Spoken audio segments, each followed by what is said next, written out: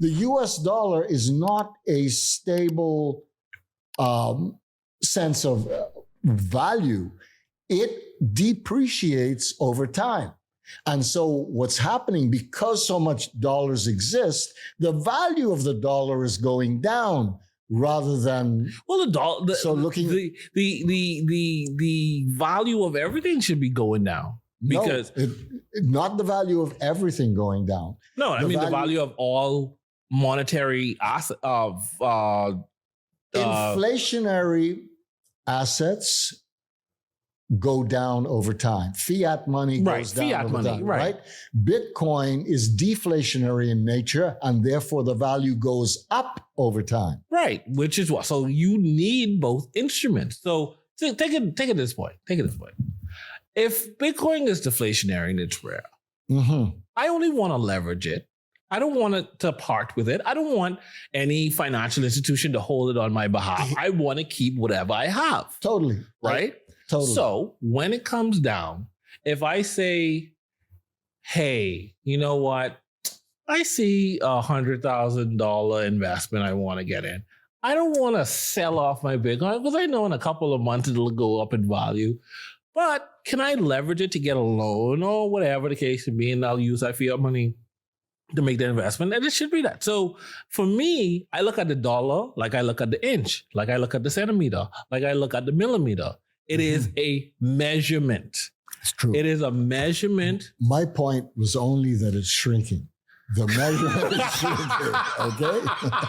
So that is... that's what my point is. The thing is, though, that...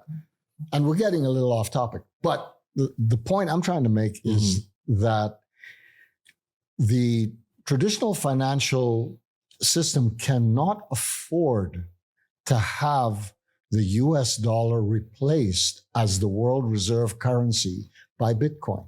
And the trend will become more so that Bitcoin will start to take the place of the US dollar because you have this commodity that you cannot inflate, you cannot debase.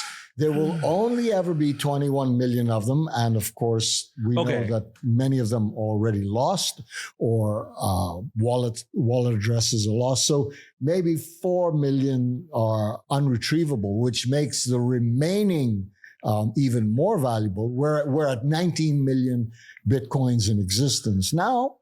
The remaining 2 million will be created over the next 120 years. And then we'll have our final Bitcoin, but minted. And then that'll be the end of it. No more Bitcoin will ever be created after 2140. And that'll be the end of creation of Bitcoin.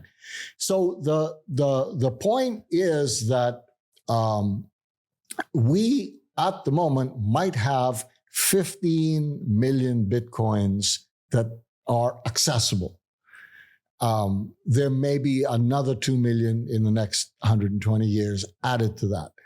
And that's it. That's all there is to it. That is an incredibly powerful, incredibly scarce asset. There's nothing like it in the universe. Nothing.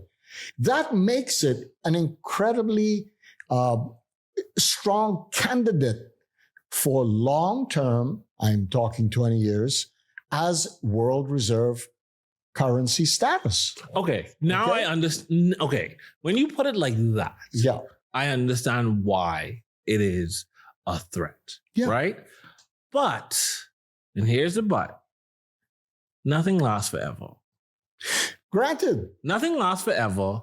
You remember Rome was the superpower, then it was Britain, the great empire, now it's the US. Let it be someone where wars cannot be waged. You can't drop a bomb on Bitcoin.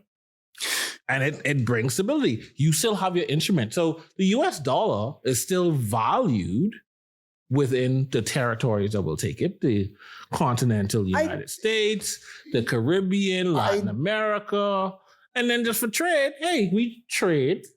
I don't see it ending like that. You think I think this shit gonna blow up so bad because what is this?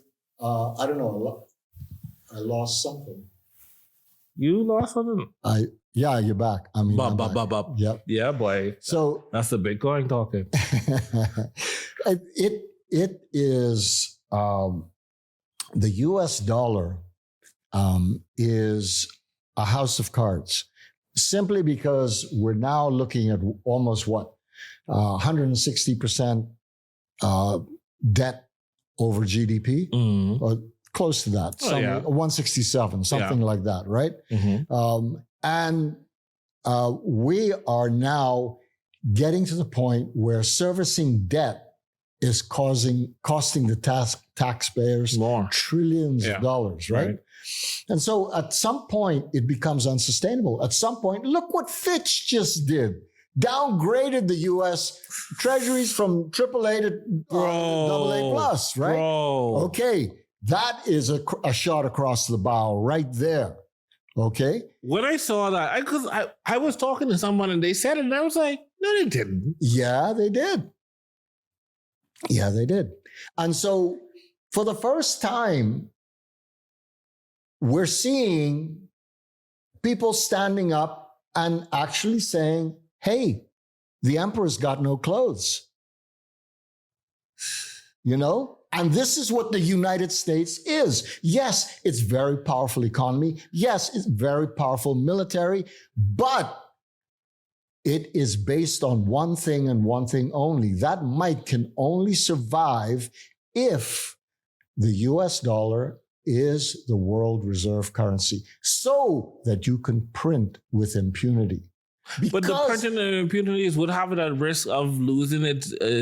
Listen, there's no going back. There is no way to fix this. There is no way to unfuck the situation.